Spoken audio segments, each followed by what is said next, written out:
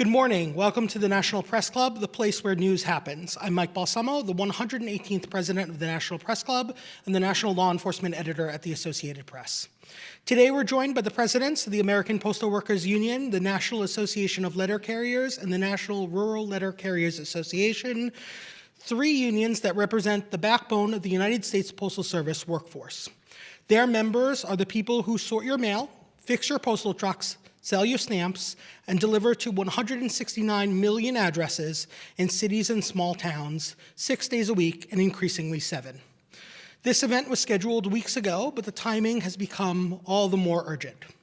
Just yesterday, Postmaster General Louis DeJoy announced his resignation, ending nearly 5 turbulent years as head of the United States Postal Service. His tenure sparked fierce debate over mail delays, cost-cutting, facility closures, and the broader questions of what kind of institution the United States Postal Service should be. He framed these changes under a 10-year plan called Delivering for America. Now, as the USPS celebrates its 250th anniversary, we find the agency at a defining moment. It remains the largest unionized employer in the country and one of the few federal agencies that touches every American, no matter where they live. But major reforms are still underway. Service standards are shifting, facilities are being consolidated, and questions continue to grow about whether USPS will remain a government service or become something more transactional. Today's discussion isn't just about labor, contracts, or cost-cutting. It's about something bigger. It's about whether the United States Postal Service will continue to be what it was designed to be, a public service, serving everyone, no matter your zip code, or whether it becomes something else entirely. With major reforms still underway, DeJoy's departure leaves key questions on the table.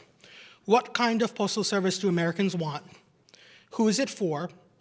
And how can the American people, with the help of policymakers and postal leadership, ensure it remains strong, equitable, and truly national for workers, for communities, and for the next generation? We've prepared a number of questions for our panelists today, some developed by the Press Club's headliners team, and others submitted in advance by other members of the National Press Club. As always, we'll take questions from the audience and try to get in as many as time permits. If you're here in the room, you can submit questions by writing them on one of the cards placed on your seat and passing them to a staff member around the room. For those watching online, you can send your questions by email to headliners@press.org. That's HEADLINERS @press.org with the subject line mail. Now, let me formally introduce our panelists. Mark Dimondstein is president of the 200,000-member American Postal Workers Union. He's held that position since 2013 and began his postal career in Greensboro, North Carolina. His members include clerks, mail sorters, vehicle technicians, and other essential support staff. Brian Renfroe is president of the 295,000-member National Association of Letter Carriers. He began as a city carrier in Hattiesburg, Mississippi, and was elected national president in 2022. His members are the people delivering mail and packages to your homes and businesses day in and day out. And Donald Maston leads the 133,000-member National Rural Letter Carriers Association. He started as a rural carrier in California and was elected national president in 2023. His members serve communities across the country, often remote, often underserved, delivering mail and packages using their own vehicles to some of the toughest routes in America. One quick note before we begin, today's audience includes members of these three unions. For those watching online, if you hear reactions from the room, applause, laughter, or strong responses, please know that's likely coming from our guests and not from reporters or members of the National Press Club here in the room with us today. With that, let me welcome our panelists to the National Press Club, and we'll jump right into the conversation.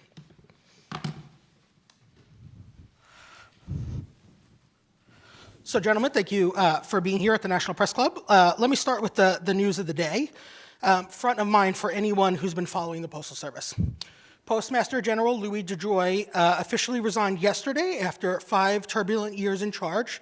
He oversaw sweeping operational changes, some praised as necessary modernization, others criticized as dismantling core services. From your perspective, what does DeJoy's resignation mean for the future of the Postal Service, and what do you believe must change starting now to rebuild trust with the public and with postal workers? Brian, do you want to start? Sure. Yeah, over the last 5 years or so, our union has worked in good faith with Postmaster General DeJoy. In your opening comments, you mentioned that it has been a bit of a turbulent time, which is true. And I will, however, give now former Postmaster General DeJoy credit for one thing, doing something that is very difficult to do in an organization the size of the Postal Service, and that is initiate, frankly, a long overdue modernization effort. In any sort of overhaul like that, the devil, of course, is in the details. And while there are certainly parts of that effort over the years that have resulted in service challenges and things like that that we have worked really hard to address, it is important in a general sense to continue modernizing the Postal Service, because what the Postal Service has, though it's changing, is a network that was created to process and deliver a mail mix from decades ago. That mail mix has changed significantly over the years. We handle far fewer letters and what we call flat size mail and far more parcels. So it's very important that it is modernized. It's very important that we invest in the infrastructure, and whoever is the next Postmaster General, in order to do such an investment, has to do it, number one, with service in mind. Number two, of course, valuing the employees, because ultimately the service that happens at the Postal Service is 100% provided by the employees that our unions represent. Mark, let me ask you a little bit more about the former Postmaster General. So DeJoy repeatedly framed his role, as fixing a broken business model, but many employees at the Postal Service saw that as code for cutting jobs and closing facilities. In your direct dealings with him, did you find him to have respected the role of unions in shaping USPS policy, or do you think he saw labor as an obstacle? Well, that's an interesting question. Good morning. Good Thanks morning. for having us. Can I go now? I think that Louis DeJoy, in my experience, in our experience, generally respected the unions, but you have natural disagreements and arguments and differences.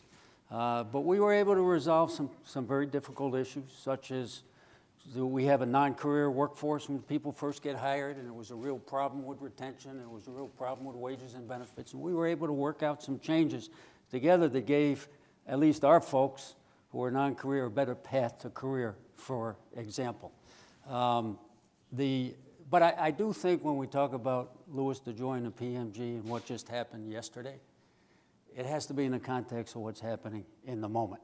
We have a White House administration that is openly talking about privatizing the public postal service, selling it off, breaking it up to private corporations for private profit. And whatever people thought about Louis DeJoy, and we had some very much agreements on the need for change and some disagreements on how that change was taking place, but whatever people thought about Louis DeJoy, he did not prove to be a privatizer. So there's a contradiction now and a conflict with what's going on. And it's my belief that Louis DeJoy was pushed out by this administration to help pave the way for some of their plans, which we'll talk about more, I'm sure, in this hour. So for anyone who wants to take this one, right, DeJoy's resignation, there's now a major leadership vacancy at a time when the Postal Service is facing declining mail volume, rising labor tensions, and mounting pressure to maintain service ahead of midterm elections. The Board of Governors will be responsible for choosing the next Postmaster General.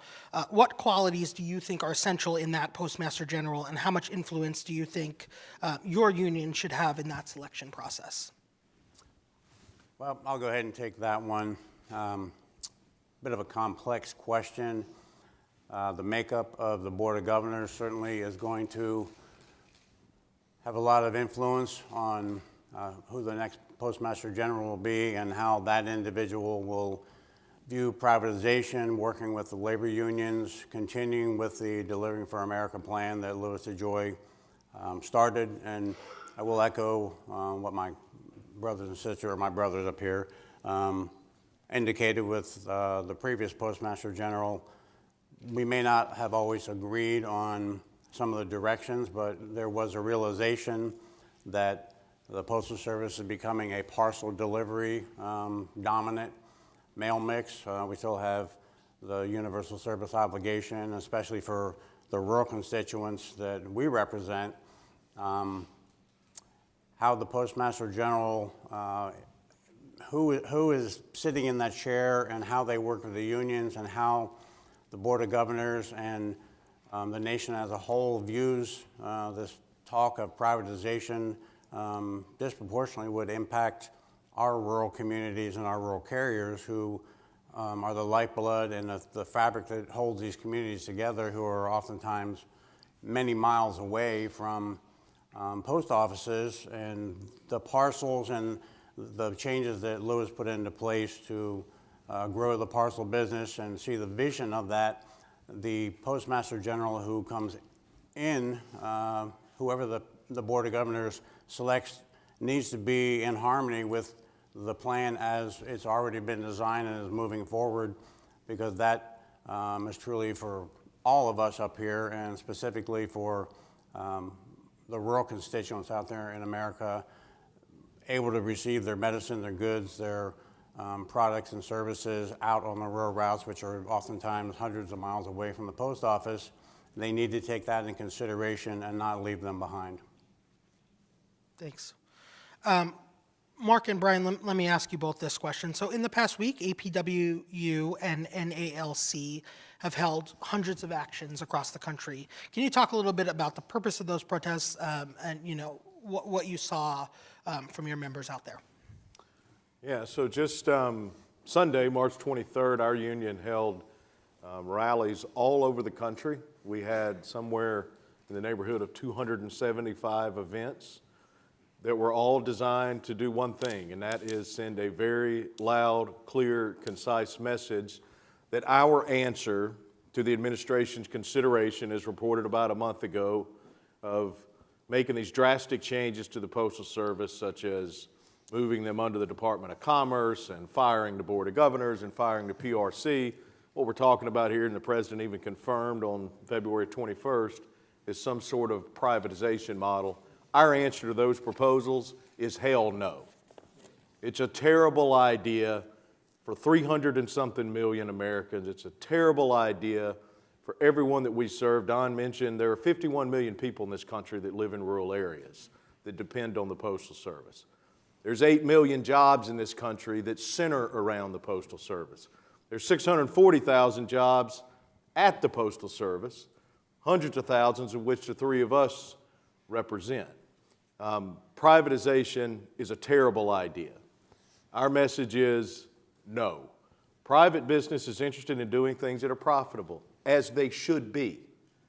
But that is the distinction between private business and what we are, a public service, where we serve everyone, everywhere, no matter where they live, for the same price every day. So the intent of the actions we did yesterday were to get that message out, make the public aware that this is under consideration and that it is bad for everyone involved except the select few that believe they could profit off of destroying the Postal Service. And our day, a few days earlier, and we supported each other and were out there with each other, had a similar goal. I've been quoting Paul Revere in his Midnight Riot of "The British Are Coming." We were out there sharing with the people of the country that the privatizers are coming, and it would be devastating for you and your really constitutional right to postal services.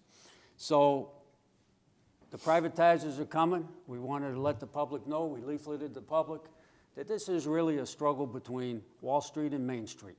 That's the only way that we can understand, and I think the people can understand, why anybody will want to privatize. A few people would gain more wealth, a few quick dollars, but the real shareholders of the Postal Service, the people of the country, would lose out with higher prices, less service, and of course the workers with less wages and benefits and rights, which also, rather than build strong communities, weakens our communities. So we spread the word on this. This is Wells Fargo. You don't have to listen to me about Wall Street.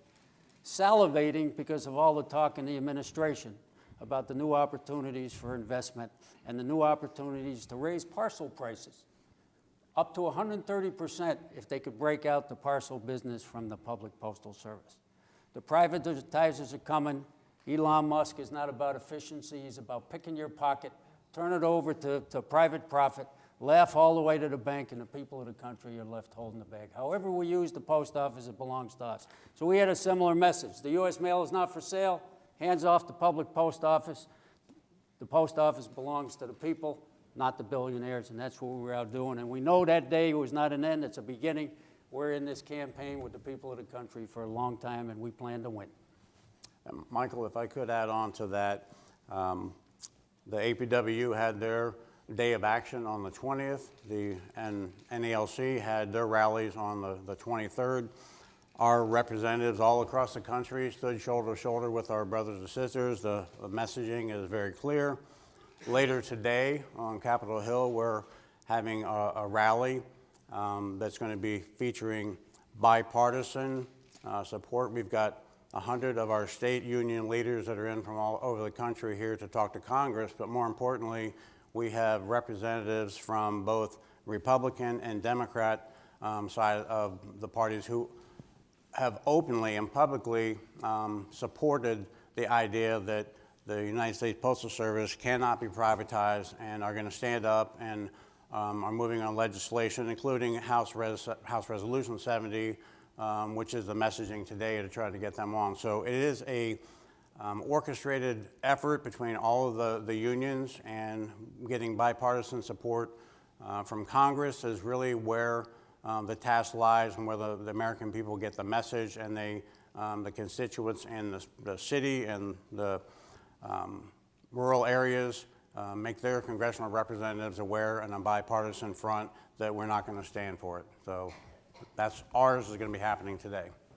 And Don, let me stay with you for this question. So how do you think the service standard changes going into effect starting April 1st will affect postal workers and customers, especially in those rural communities? Maybe you could talk a little bit more about the impact to rural America.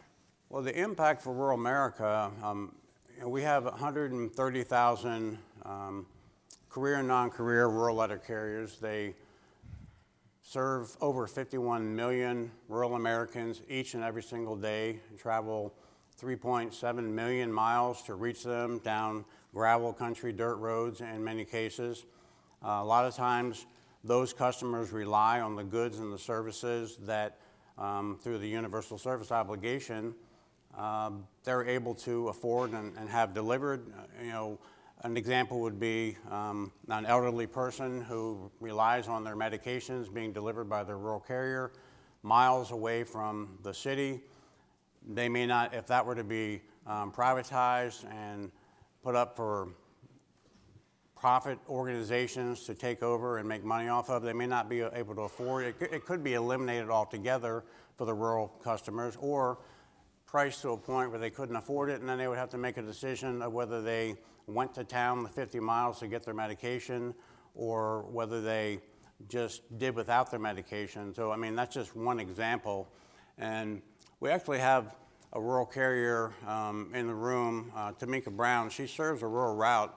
If we could get her a microphone, she might be able to answer how that would impact her customers out on her rural route. Tamika? Hello, everybody. It would definitely have a huge impact on my customers. I work outside of the state capitol. I'm from Louisiana. I have a rural delivery in a town called Denham Springs, which is outside the state capitol, and it will definitely impact my customers. In fact, one of my customers texted me this morning because they were worried about contact lenses that they needed, but their car broke down and they couldn't get it, and it wasn't in their mailbox. So I sent the message over to the clerk of my office to let them know. So we found the package and someone's going to bring it to him. But in situations like that, they depend on us. So it's more than just delivering the mail and parcels, but we're a service to them. So I can go on with many other stories, but they're scared. They'll be at the mailbox waiting for us. What can they do to help us? And like I tell them, call your elected officials, because we're like the lifeline for them. So if we're not, we're the face for them. So we had a situation in Louisiana not too long ago with the snowstorm, and they never had snow like this, and the mail service stopped for 2 days. And when we did resume, there was like such a relief on their faces when they saw us again, because they knew it was back to normalcy in Louisiana. So it's a lot that we do, and we're scared, and we're just trying to fight for the American people. All right, thank you, Tamika.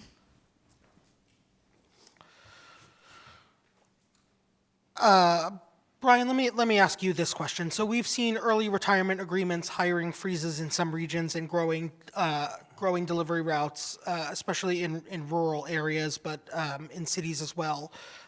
Are your members effectively being asked to shoulder more with fewer people? And if so, what's the breaking point? Well, I guess I'll let Mark speak to the early retirements. That's not something that's impacted the members I represent or our craft. In some ways, over the last 40, 50 years, letter carriers have shouldered more work in a shorter period of time. We've become more productive. We deliver more than we ever have. But there's not, other than sort of the day-to-day pressure of the job, which is a lot, there's not been any noticeable change in recent times. I will mention, and then let Mark comment on the agreements that he and one of our other sister unions did. There has been no need or really engagement between us and the Postal Service about any sort of retirement incentive for our craft, because our staffing from a national perspective is pretty well aligned with the work. We do, of course, have isolated locations where we face some challenges in staffing, but there is certainly no need to reduce the amount of staffing we have among the city carriers that I represent. In fact, any reduction in the staffing that we have would directly result in challenges to service and being able to deliver all the mail. Mark, do you want to? Well, sure. It's kind of a contradiction for us. Commonly in our part of the postal world, we've seen what we call early out retirement incentives. We have them probably almost every 5 years, and a lot of it's a product of the changing mail, changing equipment, and it does have an impact on the workforce. And on the other hand, we believe that there's whole areas of the postal system that are not staffed well enough. But we did agree to what they call an early out in early January. About 9,000 of the people that we represent took it. That doesn't mean that all of those people will not be replaced. Some of them definitely will need to be replaced and should be, and others may not. But we do believe as our union that the people deserve good service in the retail units, at the windows, and we have some real pockets of understaffing there that we have bluntly and frequently raised with management, and we're still looking for relief on that. So we want to make sure that the early out doesn't exacerbate that problem, and we still get the kind of staffing that the people need. Mark, let me stay with you for this question from National Press Club member and reporter for Federal News Network, Jory Heckman. The U.S. Postal Service says its DOJ team will help review its leases at 31,000 post offices and retail facilities. Do you expect that review will lead to the closure of post offices across the country? There's certainly some danger signals in that statement. We oppose post office closings. We're not set up to make money in each post office. We're set up to break even as a whole. And when you get too much of this profit motive idea, it's, well, that post office isn't making money, that one's not making money, so we don't need them. And we do. So we're going to keep a very close eye on that. In fact, we have a retail clerk right here, Carice Powell. What would happen, if you could share, what would happen if your local post office closed? How far would people have to go to another town or another community? What would happen? Where would they get the kind of services you provide, if you could share that briefly? If it closed, what would happen? Good morning, everybody. Carissa Powell, the clerk. Well, we have, at my office, I have older people. It's like their daily routine to come in the post office, buy their stamps, the state, and most of them is in walking distance. So if they close my post office, they wouldn't, I mean, I can't say how far, how many miles, but they're not capable of walking. Some of them are on walkers. I have a building that's right, like a senior building that's right next to my post office. So if they close my post office, they would be devastated not to see the child in the morning, greeting them, smiling at them, and helping them put their tape on their letter. So I think that would devastate my post office if it closed and they had to go somewhere else, maybe get a ride or metro. So I think it's a convenience for them that they have a post office that close and walking distance to getting their packages and their mailings out to their grandkids or kids or whatever. Thank you. Mike, can I add just one thing real quickly? Early on in now former Postmaster General DeJoy's tenure, when he was developing this Delivering for America plan, this was a big topic of conversation. And essentially the message that we sent was, you start trying to close post offices, you're dead in the water. So whether it's DOJ, new leadership at the Postal Service, or anybody else, they start trying to close post offices, they're going to have a hell of a fight like they never imagined. That is a primary piece of the important infrastructure for the public service that we provide. And I can assure you, of course, a fight from us, but from those on Capitol Hill, and most importantly, for people in the community like the sister just described that she interacts with every day. Ryan, let me stick with you for this question, because I think this gets to the heart of it, right? The heart of this debate is a very basic question.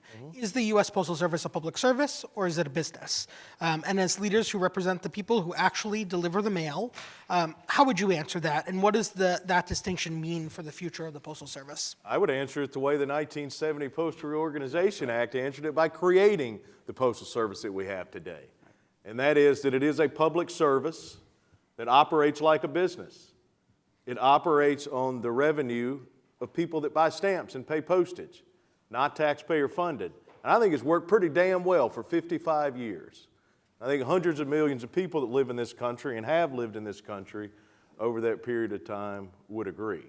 So there are absolutely policy changes, restrictions that Congress has put in place that still need to be rectified and need to be fixed. But ultimately, it is a public service.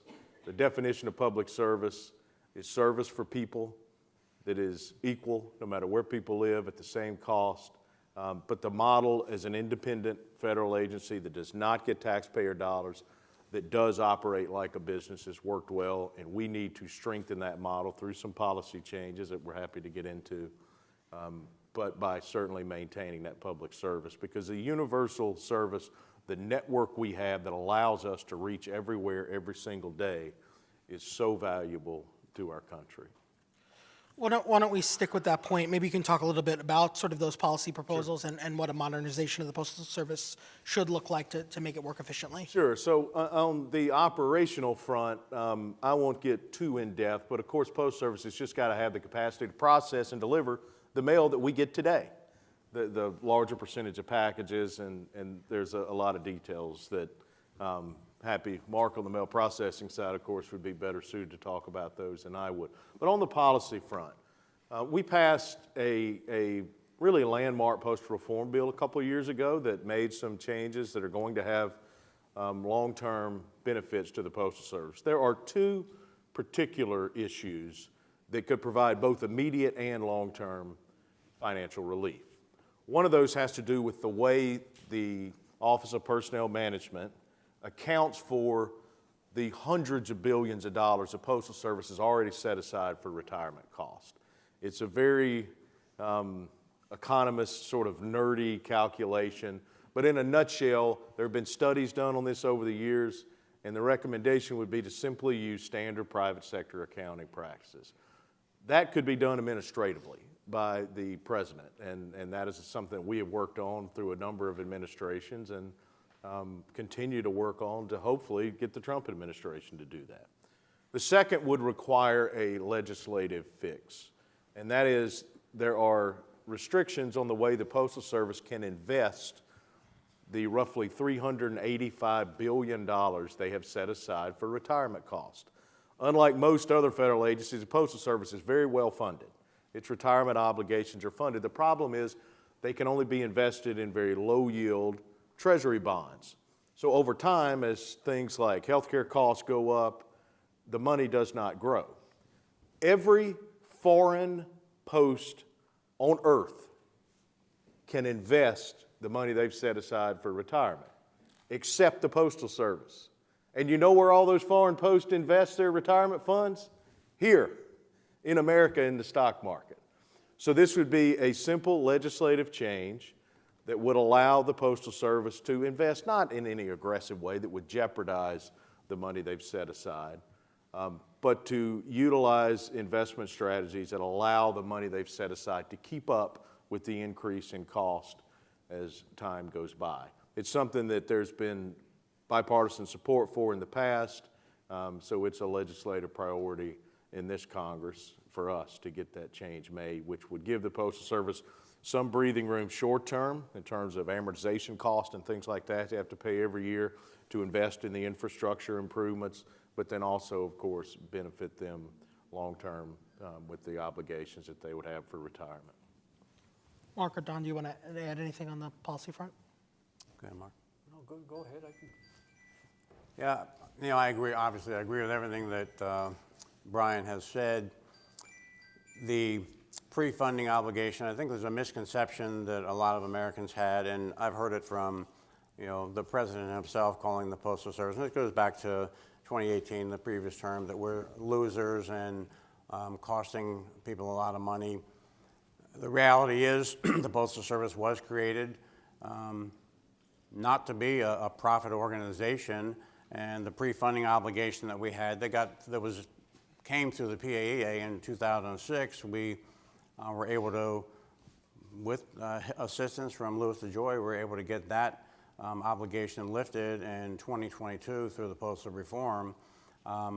So there are monies that are set aside. We are in a good shape there, but there's a misconception by a lot of people that the taxpayers are the ones that are funding these obligations, when in reality they're already funded. And in most cases, I think they're probably being utilized elsewhere in the federal government, not being set aside where they're supposed to be for the people that they're intended for.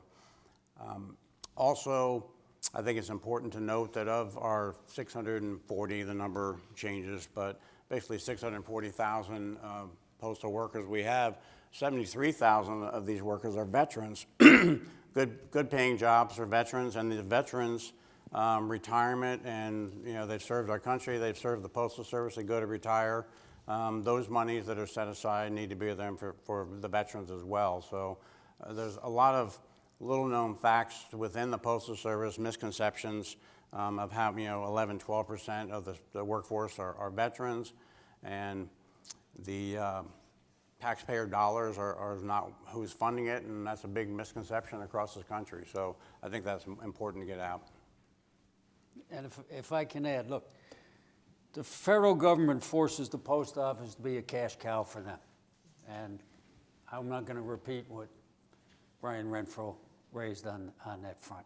They force us into the federal treasury while all the other costs are coming up, and then the post office and therefore the postal customers have to make up for the difference. Then you got those in government saying, look at all the money that is on this sheet in the negative rather than in the positive. So we agree also that we can get some better funding models. And understand, too, that the 1970 law is outdated in terms of how to finance, that really calls forth some changes in our financing.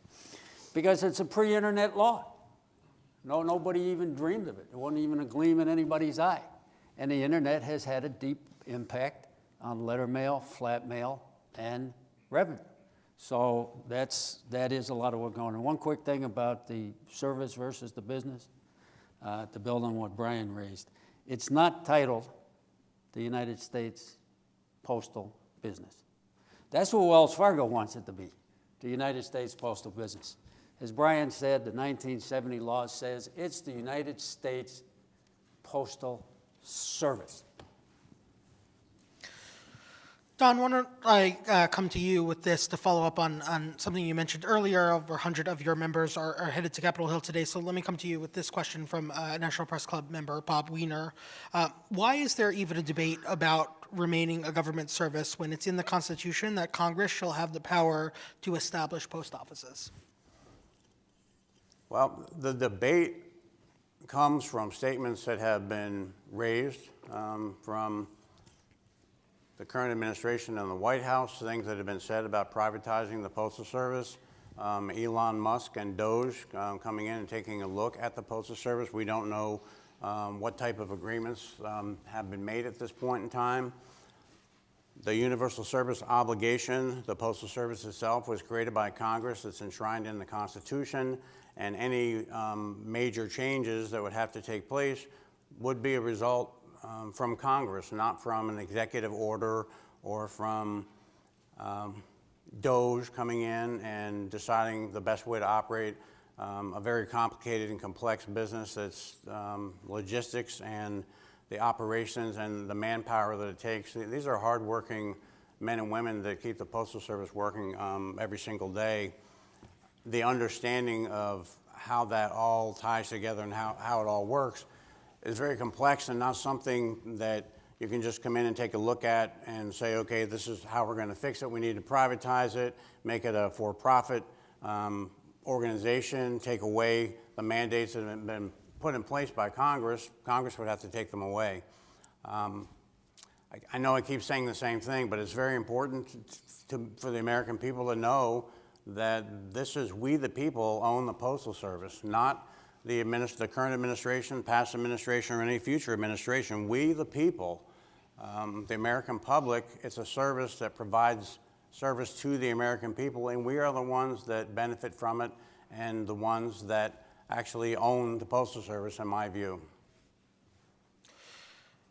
Mark, why don't I come to you for this, because it follows up on a statement that you had just made about the sort of digital age and how the internet has sort of adapted in the funding model. So is the current funding model of the USPS self-funding through stamps and services still viable in this digital age, or is it time for Congress to sort of rethink how this essential service is funded?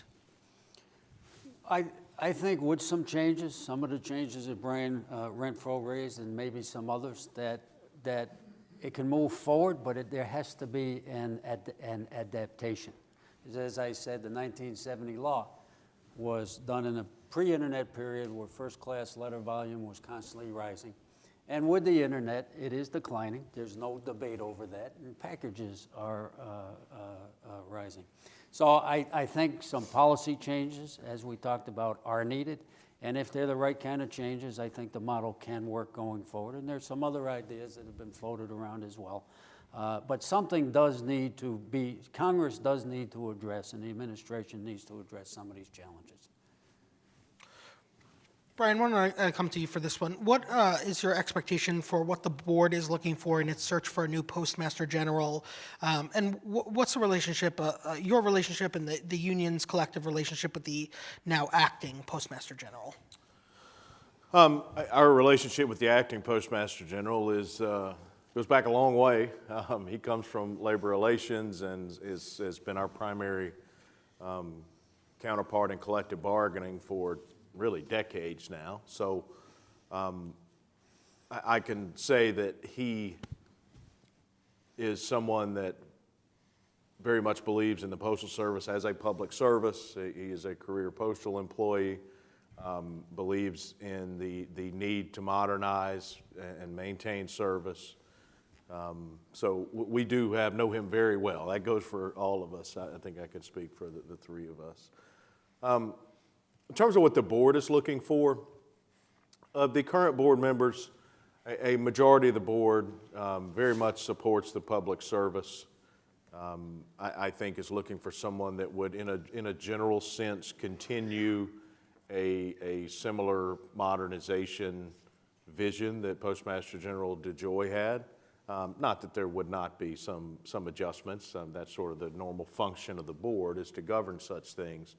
But in a general sense, I think they would look for someone that maintained that belief in a public service and wanted to continue to modernize while maintaining and improving service. I do know that they are in the search process. They have utilized an outside service firm. I believe the Postal Service put out an official release about that yesterday, so that they are engaged in that search process. And we maintain communication with the board members about, different candidates from time to time, and, certainly as stakeholders representing the people that do the work at the Postal Service, we believe we play an important role in that as well. I want to pivot for just a minute, and Brian, I want to stay with you for this one. So postal workers have faced an uptick in dog attacks, robberies of carriers, and threats tied to political misinformation about mail-in voting. Are you satisfied with how the Postal Service leadership and law enforcement have been responding to those threats? And what more needs to happen to make sure your members are safe? Yeah, we have really, since the pandemic started in 2020, seen a significant uptick in attacks on letter carriers. Just to give a little bit of context, the average number of annual violent crime has tripled from what it was prior to 2020. This has been a multi-year effort for us, of course, communicating with the leadership at the Postal Service, who, takes this very seriously. The Postal Inspection Service, the law enforcement arm, we certainly believe they take it seriously. They're postal inspectors are public servants just like us, but the fact is, the scope of this problem has outgrown their capacity.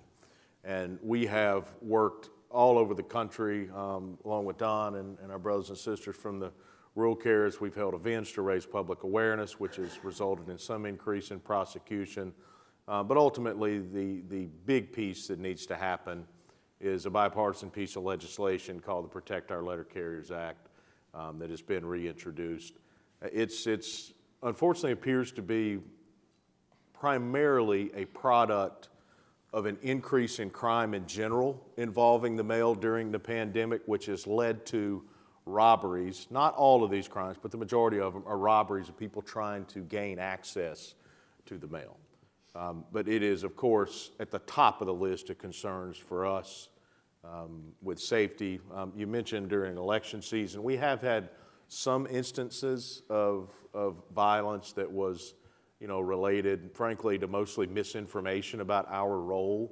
Letter carriers pick up and deliver ballots and don't even give a second thought to who voted for who in that ballot. That's not the way postal employees don't think like that. They don't care what you get in the mail. We don't pay any attention to it. But I do think we did not have a significant number of those attacks during this past election season compared to some of the circumstances we dealt with during 2020. So hopefully we do not see a trend back to some of the things we dealt with in 2020 as it relates to our role in elections. Let me just follow up on the robberies part of this, because I think it's an undercovered issue. So, are your carriers still being told to complete routes in dangerous conditions, and what guidance are they getting from management? What tangible things sort of need to happen? You've obviously mentioned legislation, but what needs to happen to make sure they're safe? Yeah, there's a couple of things. There are sort of what could happen today, and the message to our members and the message from management. There's exceptions. There's 30,000 post offices. There's idiots out there that say stupid things sometimes. But generally, the message is going to be protect yourself first. You do not protect the mail first. You do not try to fight people. You give people whatever they want, and never hesitate to call for assistance. And the quickest way to call for assistance is to call 911. The message that we send to them is always about safety first. Let me mention a couple specifics that are included in the legislation, but I think are important pieces of this. The primary target of these crimes are keys that letter carriers carry that allow them to access mailboxes. This is for the most part, a manual lock and key system. The Postal Service has done some testing and has begun replacing them with an electronic alternative that is far more secure. It is far less valuable in the hands of someone that steals it because you have control to turn them off, basically limit what someone could access with it. This legislation would appropriate money to speed up that replacement. There are millions of locks around the country, and someone has to physically replace every one of them. So it's quite a big undertaking. The second piece that is important is these crimes are federal crimes, and they are prosecuted at very low rates federally. We've seen some uptick through, I think, a lot of the work we've done over the last couple of years, but they still are prosecuted at a very low rate. Less than 20% of them result in an arrest and a prosecution. This legislation would designate a prosecutor in every United States Attorney's office to prosecute these crimes. Final piece that is important has to do with the sentencing. It is wildly inconsistent.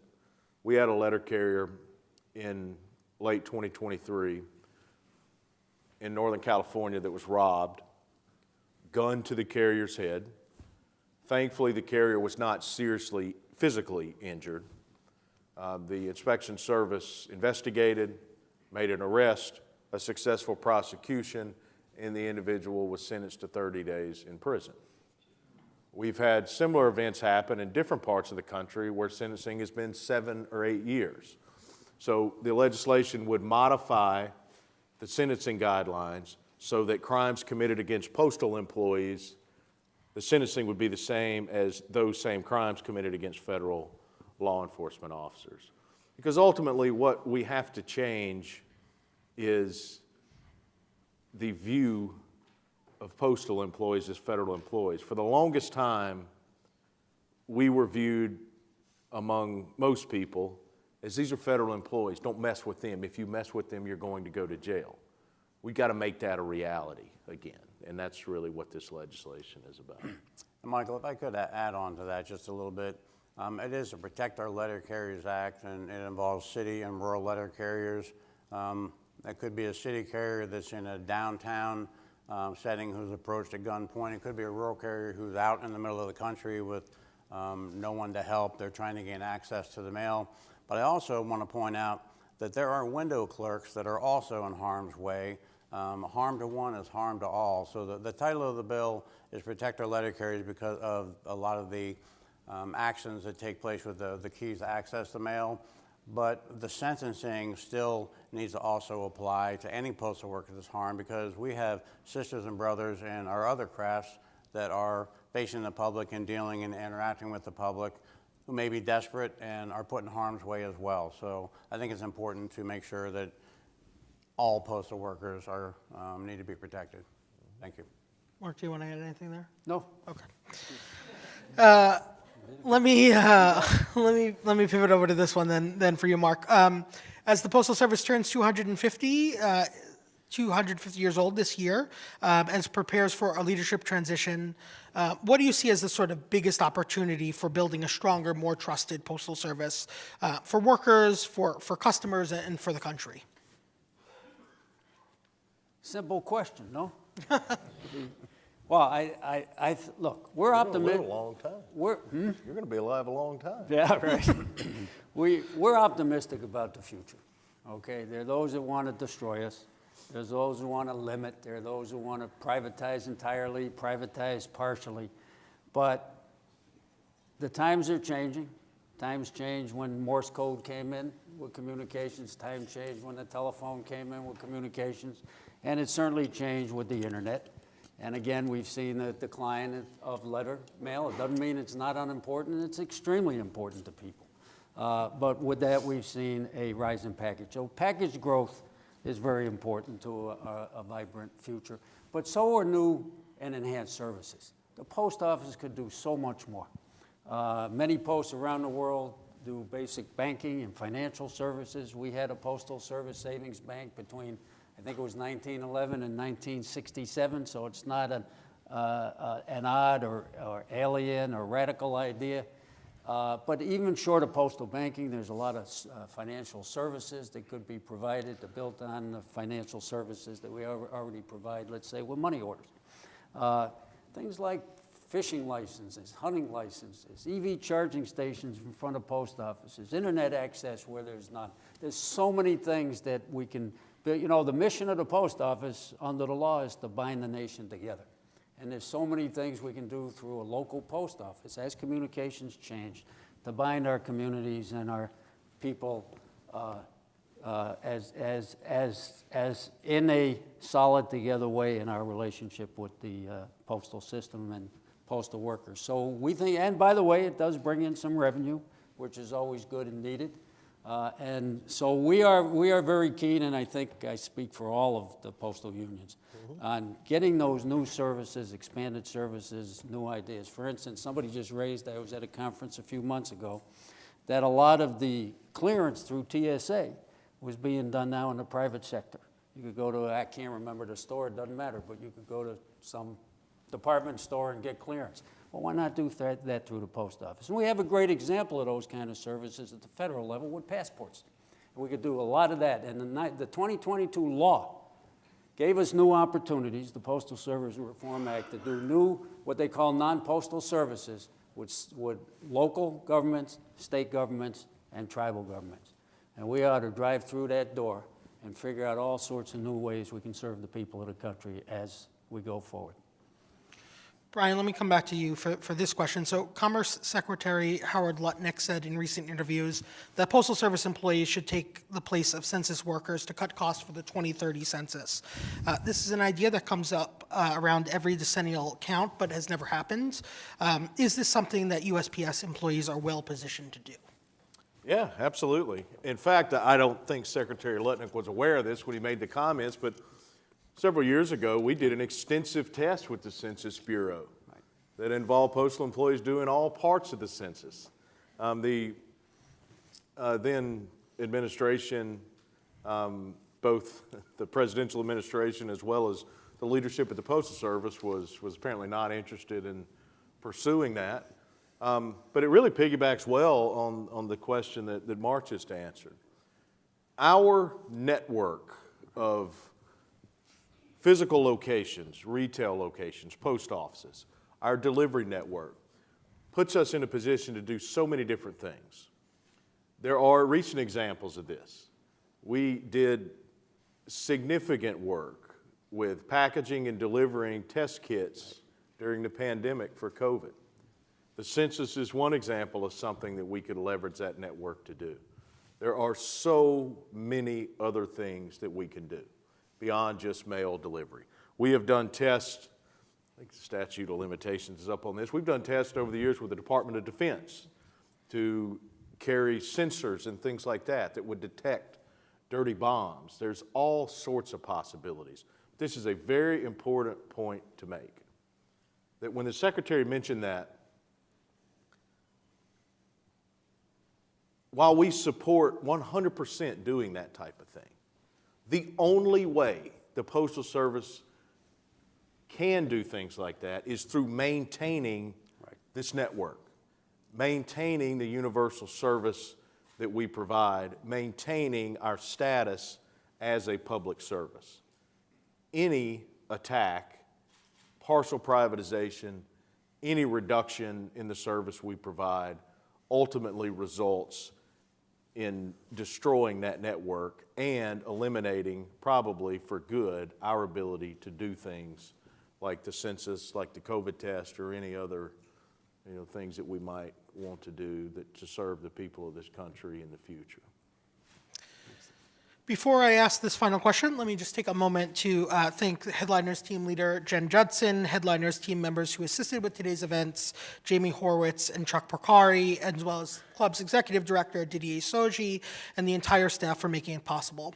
And finally, thank you to our audience. We hope those of you working in media will join us this Friday, March 28th, for Career Day at the National Press Club. If you're looking for your next job or networking opportunities, this is the place to do it.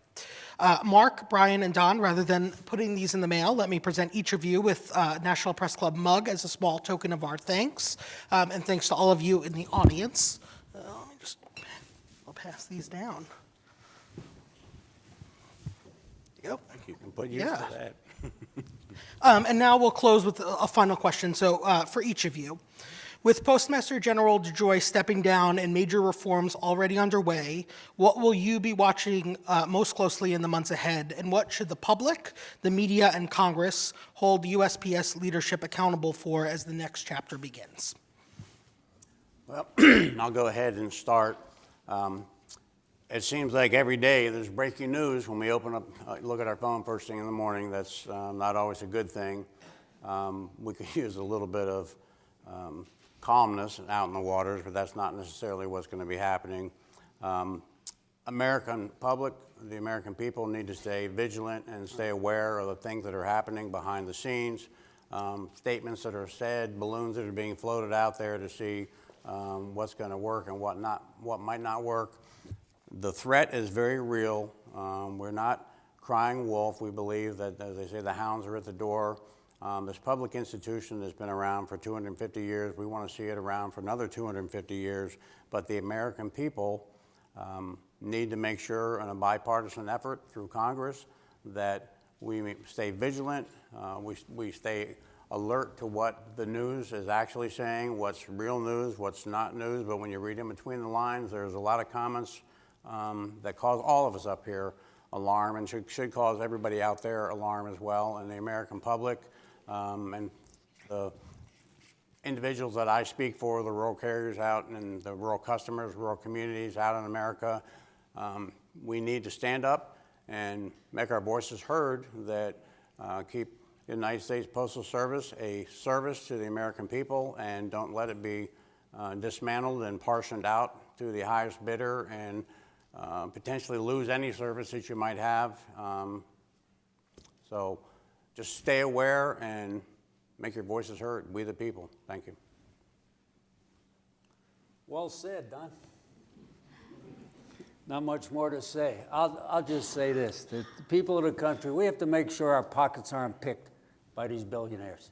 The Elon Musks of the world, speaking to J.P. Morgan a few weeks ago, Wall Street again, he says he's for privatizing everything, and then singles out Amtrak and the United States Postal Service. So to the people of the country, we have to understand that privatization, in whole or in part, will raise prices, close post offices, reduce service, and undermine good living wage union jobs for hundreds of thousands of people, including many veterans, equal pay for people from all walks of life, no matter what gender, etc. So that's what we're facing. And Don's absolutely right. We're not crying wolf.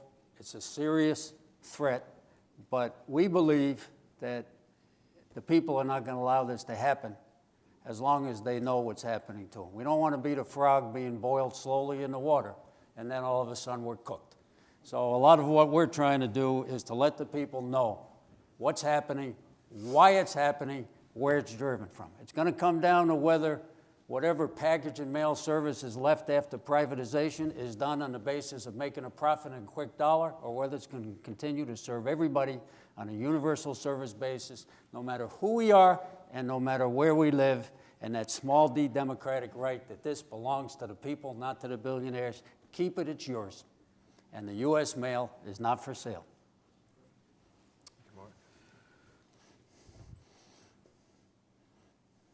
The most important thing is that whatever action is taken is designed to strengthen this service that the American people rely on. That starts with, of course, maintaining it as a public service, right, maintaining our universal service obligation. And while there have been, reporting of consideration of obvious attacks, I think kind of the ironic piece is that there's opportunity here to strengthen this institution for the next 250 years. It is just as relevant, if not more relevant, than it's ever been before. The work we do has changed some. But as we hear talk about privatization, which is motivated by the same thing privatization talk has always been motivated by. It's motivated by private business that wants the pieces of the work the Postal Service does that are profitable. End of story. That is the primary motivation behind it. But as we look forward, the opportunities that the administration has, the opportunities that the Congress has, the opportunities that the people have to strengthen this service are there. This is not a political issue. No matter how the people in this country voted in November. Some voted for President Trump, some voted for Vice President Harris. What they did not vote for is to destroy the Postal Service that is delivered to them every day their entire lives. So it's not a political issue. So while we fight this battle every single day to do everything we can to stop the consideration of drastic moves that would impact the service, such as privatization, even in part, we have to remember that there is opportunity for this administration and for Congress through some of the policy changes that we've talked about, through nominating and confirming people to the Board of Governors that share the vision of what Americans want from the Postal Service in the future, regardless of their political affiliations or who they voted for, to put leadership in place that believes in public service, can strengthen, modernize the service to fit the needs of the American people as we go forward. Those opportunities are there. They are opportunities that are supported by a vast majority of Americans. That's come out through polling. That will come out more in the future, regardless of where they live, regardless of what their political views are. So this is something that should not be a partisan issue. So we intend to continue to fight any threats, of course, but also in just as strong a voice to advocate for the changes that are best, of course, for the employees that we represent, but are best for the people in this country that continue to rely on the Postal Service every day. Thank you, gentlemen. Really appreciate you being here. Thank you. Thanks for having us. Thank you, everybody. Nice job.